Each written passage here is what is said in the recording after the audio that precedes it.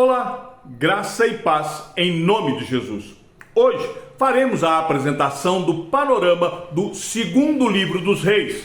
Para aqueles que viram o panorama do primeiro livro dos Reis, não há muita informação para acrescentarmos. O segundo livro dos Reis é uma continuação da história da queda de Judá e Israel, culminando no cativeiro de ambos. Temos aqui a mesma história de fracasso do rei e do povo, uma história de apostasia e idolatria. Embora este tenha sido o grande período profético de Israel, a mensagem dos profetas não foi ouvida. As reformas que se realizaram sob tais reis, como Ezequias e Josias, foram superficiais. O povo logo voltou aos seus pecados e continuou nos mesmos, até que mais nenhum remédio houvesse. Acompanhe comigo a leitura de 2 Reis, capítulo 17, dos versos 6 ao 9. No 9º ano do reinado de Oséias, o rei da Assíria conquistou Samaria e levou os israelitas para a Assíria. Ele os fez habitar em Ala, junto a Abor, rio de Gozã, e na cidade dos Medos. Isso aconteceu porque os filhos de Israel pecaram contra o Senhor, seu Deus, que os tirou da terra do Egito e os livrou do poder de Faraó, rei do Egito, e temeram outros deuses.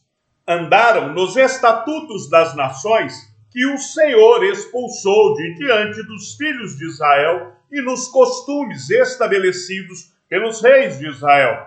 Os filhos de Israel fizeram contra o Senhor, seu Deus, o que não era reto. Edificaram para si lugares altos em todas as suas cidades, desde a Torre dos Vigias até a cidade fortificada. Um fato a ser destacado no livro de 2 Reis é o fim das 10 tribos do norte. O texto que lemos é a descrição dos motivos que levaram Deus a trazer juízo sobre o reino do norte. Oséias foi o último governante deste reino. Rúben, Simeão, Levi, Dan, Naphtali, Gade, Aser, Isacar, Zebulon, Efraim e Manassés. As 10 tribos que haviam declarado sua independência quando aclamaram Jeroboão I como rei, agora são levadas cativas pela Assíria. Muitos dos judeus que permaneceram na terra se casaram com pessoas de outras nações que tinham sido enviadas pelo rei assírio para habitar Samaria. 2 Reis, capítulo 17, verso 24, Esdras também, capítulo 4, verso 2 e 11, nos fala a respeito disso.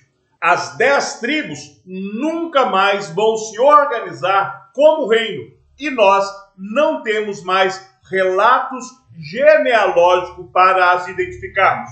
Embora seja dito que são as 10 tribos perdidas de Israel, nós não podemos fazer esta afirmação, porque mais tarde nós vamos ver que alguns dos judeus, eles se reuniram com Judá no sul. Segundo Crônicas, capítulo 34, do verso 6 ao verso 9, nos mostra esta reunião.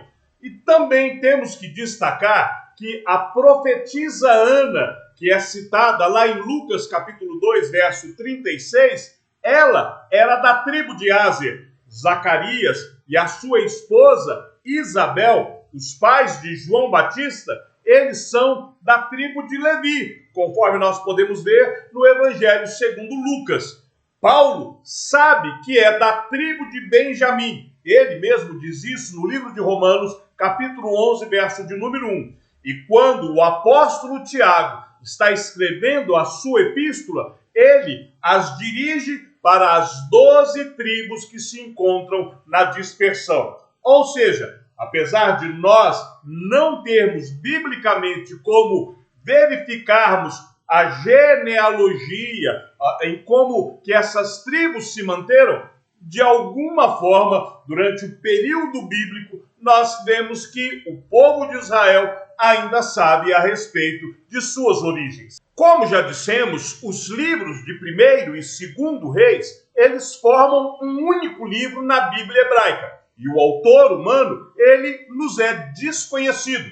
Apesar de Israel atribuir a autoria a Jeremias, nós entendemos que, na realidade, este livro ele foi escrito por um autor anônimo que usou diversas fontes para a composição deste livro. Então, nós vemos estas fontes que são registradas no primeiro livro dos Reis, também em diversos outros lugares da Bíblia. Então, nós podemos perceber que este livro é a junção de várias fontes e é um autor anônimo que está escrevendo.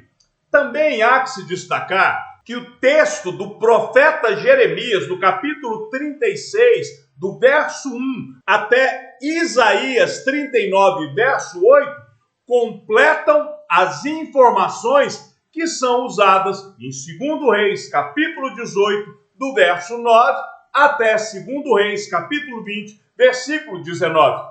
Também o trecho do profeta Jeremias, capítulo 52, verso 31 e 34, parece que é a fonte de 2 Reis, capítulo 25, versos 27 e 29. E isso nos ajuda a pensarmos em um único autor inspirado que viveu na Babilônia durante o exílio e usou todo este material pré-exílico que se encontrava disponível. Lembrando que há uma diferença do cenário deste autor anônimo e dos autores usados como fonte para a composição do livro. A esfera de ação do livro vai desde o reinado de Jorão sobre Judá e Acasias sobre Israel até o cativeiro, cobrindo um período de cerca de 308 anos, desde o ano 896 até o ano 588 a.C.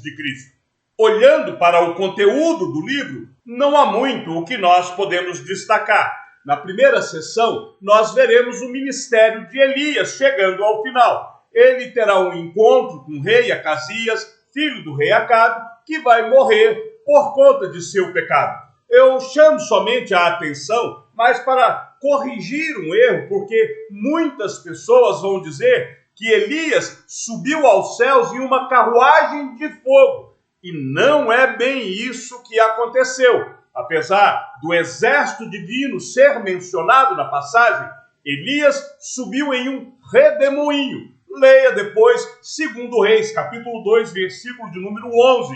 Na segunda parte do livro, nós vamos ver que a história do declínio cada vez mais acentuado das 10 tribos do norte é narrada, entremeada com o ministério profícuo de Eliseu. E também vamos ter algumas poucas informações do Reino do Sul. Já na sua terceira parte, o que nós vemos é uma concentração nos reis de Judá, apesar de ser narrado o declínio e a queda de Israel. Mas os reis de Israel, eles são meramente resumidos. As 10 tribos do norte só nos mostram uma história de infidelidade à aliança, seguida após outra, até a derrocada final de Samaria e a anexação das 10 tribos de Israel ao Império Assírio. Em 2 Reis, capítulo 17, a partir do verso 7 até o verso de número 23,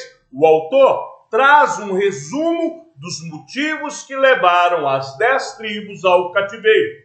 Para ocupar o lugar dos israelitas, o rei da Assíria enviou colonos de seus domínios. A idolatria desses colonos trouxe sobre eles o juízo de Deus em forma de leões. O rei da Síria, então, envia um sacerdote israelita para instruir aqueles colonos na religião do povo de Israel. Embora esses colonos aceitassem esta religião, eles ainda continuavam adorando seus ídolos. E aí começa-se uma miscigenação entre o povo de Israel, o povo das 10 tribos do norte que haviam ficado na terra, com as filhas e os filhos dos povos que estavam vindo enviados pelos reis da Síria. Muitas das dificuldades que vão ser enfrentadas quando nós estivermos lendo os livros de Esdras e Neemias são consequência dessa miscigenação de Israel com os outros povos. A origem dos samaritanos que vemos no Novo Testamento é fruto desta união do povo de Israel com os povos de outras culturas. Na quarta e última parte do livro, nós veremos o declínio e a queda de Judá. Em contraste com a história das 10 tribos do norte, aonde a narrativa se concentra nos atos sórdidos dos seus piores reis, a história de Judá tende a se concentrar nos reis bons. A partir da história do rei Manassés, nós veremos as tribos do sul tomando rumo ao exílio, da mesma forma que as 10 tribos do norte já haviam sido exiladas. O reino de Judá durou cerca de 150 anos a mais do que o reino do norte. Apesar de ter passado por muitas mudanças no trono, a linhagem real de Davi foi conservada intacta em Judá. Esta preservação de Judá, ela é explicada pelo fato de que o Messias viria por intermédio da tribo de Judá. O livro de 2 Reis conclui com Judá no exílio, mas a soltura do rei Joaquim nos apresenta um raio de esperança quanto à lâmpada de Davi, mesmo no seu final. Como já dissemos, os livros de 1º e 2º Reis compõem um único livro. Portanto, não é possível olhar um sem enxergar o outro. E em ambos os livros temos os mesmos temas teológicos recorrentes, onde nós vamos ver que Deus castiga as nações apóstatas, que as profecias são cumpridas e que Deus é fiel à sua aliança com Davi. O caráter de Deus também nos é apresentado no 2º livro dos Reis, aonde nós veremos que Deus é compassivo, que Ele é o único Deus e que Deus se ira. Jesus Cristo também nos é apresentado no 2º livro dos Reis. Embora um grande castigo tenha vindo sobre Judá em virtude de sua desobediência, Deus poupou os judeus cativos na Babilônia. Esse grupo remanescente preservou a linhagem real de Davi, por meio da qual Jesus Cristo entraria no mundo.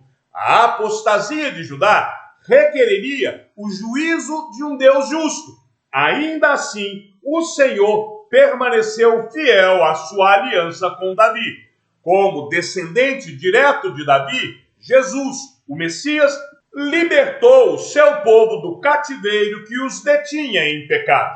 Chegamos ao fim do panorama do 2º livro dos Reis. Que o Senhor seja com o teu espírito e que a graça seja com todos os que amam sinceramente a nosso Senhor Jesus Cristo. E ao Deus único e sábio seja dada toda a glória e que a sua vida seja sempre para mais em Cristo Jesus. Um forte abraço e até amanhã, se assim o Senhor nos permitir.